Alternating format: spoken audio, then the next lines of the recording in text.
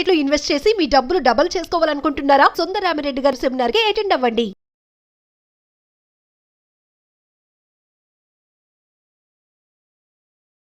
నమస్కారం సుందరరామిరెడ్డి గారు. నమస్తే సార్. డీమర్జర్ అసలు అంటే ఏంటి? అండ్ ప్రస్తుతం ఉన్నదానికి కనుక మనం చూసుకుంటే, అంటే కరెంట్ మార్కెట్ ప్రకారం కనుక మనం చూసుకుంటే, ఎవరికైనా సరే, అంటే మీ వీడియోస్ చూసేటువంటి వాళ్ళకైనా సరే ఈ క్వశ్చన్ ఎక్స్పెక్ట్ చేస్తారు. అంటే ప్రస్తుతం ఈ ఫార్మేట్లో ఏ కంపెనీస్ ఉన్నాయి, అండ్ ఫర్దర్గా ఫ్యూచర్లో ఏదైనా ఇన్వెస్ట్ చేయాలి అనుకునేటప్పుడు, లేదంటే వీటికి సంబంధించినటువంటి పలానా కంపెనీస్ ఈ విధంగా ఉన్నాయి అనుకునేటప్పుడు అసలు ఇన్వెస్ట్ చేయొచ్చా చేయకూడదా అనుకునేటువంటి అవగాహన కోసం అడుగుతున్నాను. బేసిక్గా ఏంటంటే కంపెనీ ఏదన్నా రీస్ట్రక్చరింగ్ అవుతుంది అనుకోండి, అంటే మల్టిపుల్ డివిజన్స్ని సపరేట్ ఇండిపెండెంట్ కంపెనీలుగా మార్చడాన్ని మనం డీమెర్జర్ అంటాం. అంటే స్పిన్ ఆఫ్ అనమాట, కంపెనీని మొక్కలు మార్చడం. దానివల్ల ఏమవుతుందంటే షేర్ హోల్డర్కి అనేది కొంత వాల్యూ క్రియేట్ అవుతుంది అనమాట. ఎందుకంటే కంబైన్ ఎంటిటీ వాల్యూతో పోల్చుకుంటే రెండు సపరేట్ అయినప్పుడు బుల్ మార్కెట్స్లో ఏంటంటే ఎక్కువ వెల్త్ క్రియేట్ అవుతుంది. అందుకని ఎక్కువ సార్లు కంపెనీ వాళ్ళు ఏదైనా బుల్ మార్కెట్స్లో ఉన్నప్పుడు, లేదా కంపెనీ రీస్ట్రక్చరింగ్ చేస్తున్నప్పుడు దాన్ని సపరేట్ చేయడం ఛాన్స్ ఎక్కువ ఉందన్నమాట. అండ్ ఎందుకు ఇవి డీమర్జర్ చేస్తారు అంటే బేసికల్గా ఒకటి షేర్ హోల్డర్ వాల్యూ క్రియేట్ అవుతుంది అనమాట. ఇప్పుడు వేదాంత ఉంది, రీసెంట్గా ఒకటి వచ్చింది వేదాంత, దాన్ని 4 కంపెనీస్గా మార్చేశారు. అప్పుడు దానికి ఇండిపెండెంట్గా గ్రో అవుతుంది అనమాట. అంటే అల్యూమినియం సపరేట్గా, అండ్ పవర్ సపరేట్గా, ఆయిల్ అండ్ గ్యాస్ సపరేట్గా ఇలా క్రియేట్ అవుతుంది అనమాట. అప్పుడు ఏంటంటే ఏ కంపెనీ అంటే కొత్త వాల్యూ క్రియేట్ చేయడానికి ఛాన్స్లు ఎక్కువ ఉంటాయి. మేనేజ్మెంట్ ఏంటంటే కోర్ ఏరియాలో ఫోకస్ చేసేసుకొని మిగతా వాటిని డైల్యూట్ చేసే ఛాన్స్ ఎక్కువ ఉందన్నమాట. కాబట్టి ఎందుకు చేస్తారు ఇవి అంటే వెల్త్ క్రియేషన్ అవుతుంది అని షేర్ హోల్డర్కి. అంటే రెండోది మేనేజ్మెంట్ వాళ్ళు దేని మీద ఫోకస్ చేయాలంటే దాని మీద చేస్తారు, ఆ రిమైనింగ్ దాన్ని వదిలేస్తారనమాట. సపోజ్ హిందుస్థాన్ యూనిలివర్ ఉందనుకోండి, వాళ్ళు ఎక్కువ సార్లు కాస్మెటిక్స్ ఎఫ్ఎంజీసీ మీద చేస్తారు. రీసెంట్గా వాళ్ళు ఐస్ క్రీమ్ డివిజన్ సపరేట్ చేశారు, quality ice creams limited separate చేశారు. మనటి వరకు అది హిందుస్థాన్ లెవెల్ ఆఫ్ పార్ట్గా ఉండేది, ఇప్పుడు ఇండిపెండెంట్ అయిపోయింది అనమాట. ఇప్పుడు వాళ్ళ కోర్ బిజినెస్ మీద ఎఫ్ఎంజీసీ మీద ఎక్కువ ఫోకస్ చేసుకునే ఛాన్స్ ఎక్కువ ఉంటుంది అనమాట. అట్లా మేనేజ్మెంట్ వాళ్ళు ఏదైనా వాళ్ళ కోర్ ఏరియాలో ఫోకస్ చేద్దాం అనుకుంటే దాని మీద చేసేస్తే మిగతా వాటిని అన్రిలేటెడ్ వాటిని సపరేట్ చేసే ఛాన్స్ ఎక్కువ ఉందన్నమాట. అలాగే ఒక పెద్ద కంపెనీ గ్రోత్ అవుతుంటే ఏదన్నా యూనిట్ కనుక డ్రాగ్ చేస్తుంది అనుకోండి, దానివల్ల అనవసరంగా ఎనర్జీ అంతా దానికి పోతుంది కదా అని చెప్పేసి దాన్ని సపరేట్ చేస్తారు. ఎక్కువ శాతం ఏంటంటే లాస్ మేకింగ్ కంపెనీస్, హెవీగా ఇన్వెస్ట్మెంట్ చేసే కంపెనీస్ ఏం చేస్తారంటే వాళ్ళు ఏ డివిజన్ అయితే ఎక్కువ డబ్బులు తీసుకుంటుంది క్యాపిటల్ దాన్ని సపరేట్ చేస్తారు. అంటే వాళ్ళ కోరియర్లో ఫోకస్ చేసుకునే ఛాన్స్ ఎక్కువ ఉంటుంది, అలా చేస్తారు. రెండోది ఒక్కోసారి ఏంటంటే రెగ్యులేటరీ ఇష్యూస్ వస్తాయి.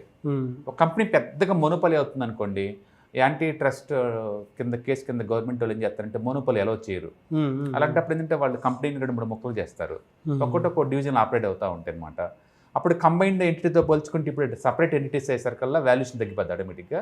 కాబట్టి గవర్నమెంట్ ఎలా చేసే ఛాన్స్ ఎక్కువ ఉంది. కాబట్టి గవర్నమెంట్ రెగ్యులేషన్ తగ్గట్టు కూడా అంటే కంపెనీస్ డీమర్జర్ చేయొచ్చు. అంటే లేదనుకోండి క్యాపిటల్ రైజ్ చేద్దాం అనుకున్నాను, ఏ పర్పస్ కోసం రైజ్ చేస్తున్నావో ఆ యూనిట్ సపరేట్ చేసామనుకోండి బెస్ట్ అనమాట. ఇప్పుడు రిలయన్స్ ఉంది, రిలయన్స్ జియో ఫైనాన్స్ సపరేట్ చేశారు. ఇప్పుడు జియోకి తగ్గట్టు మనీ ఫండ్ రైజ్ చేసుకుని చాలా ఈజీ అనమాట. ఎందుకంటే జియో ఫైనాన్స్ అనేది ఫినాన్స్ కంపెనీ, రిలయన్స్ అనేది చాలా రకాల కంపెనీస్ ఉన్నాయి అందులో. అవునవును. అందుకని ఆ యూనిట్ కోసం మనీ రైజ్ చేసేటప్పుడు అండ్ ఇన్వెస్టర్స్ అడుగుతారు అనమాట, ఈ డబ్బని తీసుకుని దేంట్లో పెడతారు అని. అందుకని సపరేట్ కంపెనీ డెవలప్ చేసి దాన్ని ఫండ్ రైజ్ చేయడం చాలా ఈజీ అవుతుంది. ఒక్కొక్కసారి ఫ్యామిలీ విడిపోతుంటుంది, అవును, ఎవరి ఆస్తులు పంచాలి అనుకోండి, ఒకే కంపెనీలో కష్టం కదా.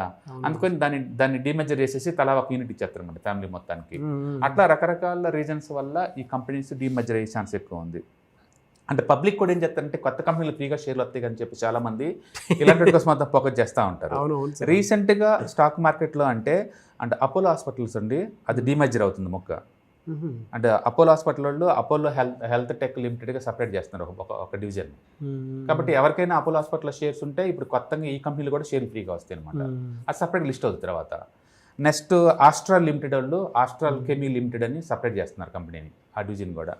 అలాగే ఆస్ట్రా మైక్రోవేవ్ వాళ్ళు ఆస్ట్రా స్పేస్ టెక్నాలజీస్ అని అది వాళ్ళు కూడా డీమెజర్ చేస్తున్నారు సపరేట్గా.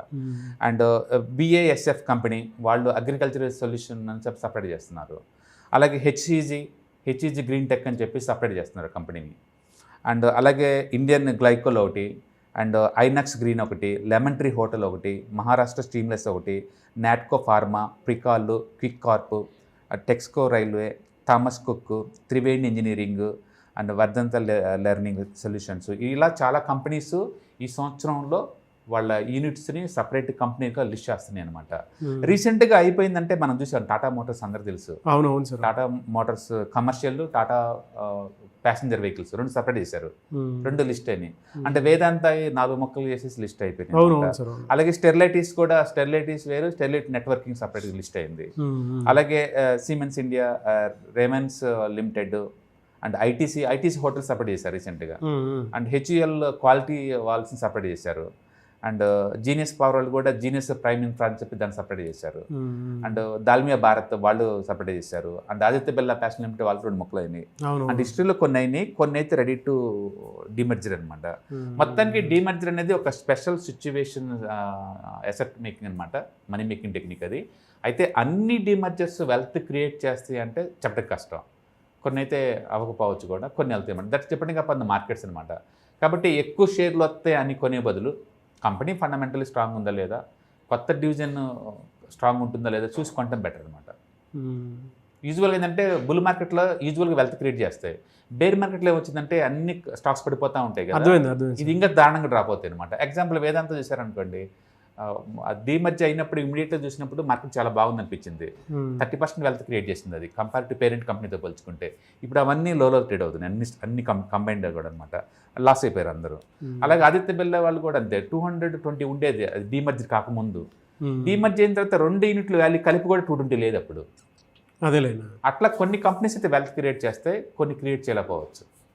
కాబట్టి ఓన్లీ డీమర్జర్ కోసం అలా కాకుండా ఫండమెంటల్ సౌండ్నెస్ చూసి కొనుక్కోవటం బెటర్ అనమాట. ఇప్పుడు వచ్చే వాటిలో అయితే ఆస్ట్రాల్ మంచి కంపెనీ, BASF మంచి కంపెనీ, HEG మంచి కంపెనీ, అపోలో హాస్పిటల్ మంచివే.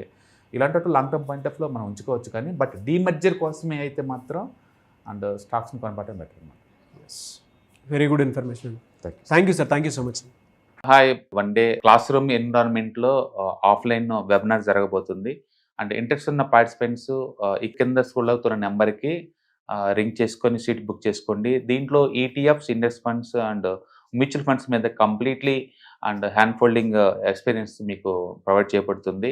దీని ద్వారా ఏంటంటే మనం అసెట్స్ని స్టాక్ మార్కెట్లో ఎలా మేనేజ్ చేసుకోవాలి, ఎలా గ్రో చేసుకోవాలి, ఎలా ప్రొటెక్ట్ చేసుకోవాలో అంటే ప్రాక్టికల్గా నేర్చుకుంటారు. కాబట్టి ఇంట్రెస్ట్ ఉన్న పార్టిసిపెంట్స్ కింద స్క్రోల్ అవుతున్న నెంబర్కి పింగ్ చేసి సీటు రిజర్వ్ చేసుకోండి. Thank you.